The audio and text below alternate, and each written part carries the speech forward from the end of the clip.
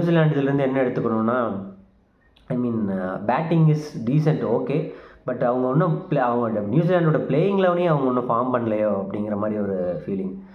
ஏன்னா ஒரு perfect playing லெவனில், ஏன்னா டிம் சைஃபர்ட்டையும் ஃபின் ஆலனையும் T20 ஸ்குவாட்லேயே அவங்க அனௌன்ஸ் பண்ணல இனிஷியலாக. மேபி பிக் பேஷ்லேருந்து எப்போ வருவாங்க அப்படின்னு தெரியாமல் இருந்திருக்கலாம், அதனால கூட அனௌன்ஸ் பண்ணாமல் இருந்திருக்கலாம். பட் டிம் சைஃபர்ட் செகண்ட் மேட்ச்லேருந்து விளாட்னாரு.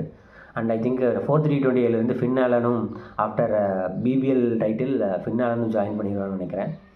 ஸோ நியூசிலாண்டு இது எப்படி எடுத்துக்கணுன்னா, அவங்களுடைய இன்னும் 2 T20s இருக்குது. அவங்களுடைய பர்ஃபெக்ட் லெவனை அட்லீஸ்ட் ஒரு 90% கன்ஃபார்ம் பண்ண ட்ரை பண்ணணும்.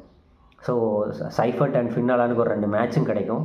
அது போக எப்படி ஒரு பிளேயிங் லெவனில் ஒரு 80-90% ஒரு 9 பேர்த்தையாவது கன்ஃபார்ம் பண்ணிடணும். அப்போ தான் அவங்க T20 வேர்ல்டு கப்புக்குள்ளே போகிறாங்க.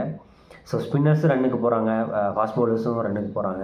I think Jacob Duffy and Henry may, I mean அவங்க 2 பேர்த்தையும் கண்டிப்பாக பிளேயிங் லெவனில் வைப்பாங்கன்னு நினைக்கிறேன். மேபி அதர் பவுலர் சாந்தனர் கண்டிப்பாக ஆடுவார். ஸோ பார்ப்போம். I mean that is what New Zealand அப்படி தான் திங்க் பண்ணும். ஸோ ஆனால் அவங்களோட பாடி லாங்குவேஜ் பார்த்தா ரொம்ப இதாக இருந்துச்சு. ஏன்னா அவங்கள ஒரு மேட்சாகவே இல்லை. என்னடா ஏதோ ஒரு கிரிக்கெட்டில் எல்லா பாலும் 4-6 அடிக்கிற மாதிரி அடித்து முடிச்சு விட்டாங்க. ஸோ ஐ மீன் நியூசிலாண்டோட மைண்ட் செட் எப்படி இருக்குன்னு தெரில. பட் அவங்க அதையெல்லாம் விட்டுட்டு ஒரு பாசிட்டிவான மைண்ட் செட்டில் போய் இந்த மிச்ச 2 மேட்ச்சில் என்ன பண்ணலாம் அப்படிங்கிறத யோசித்து இது பண்ணாங்கன்னா சூப்பராக இருக்கும்.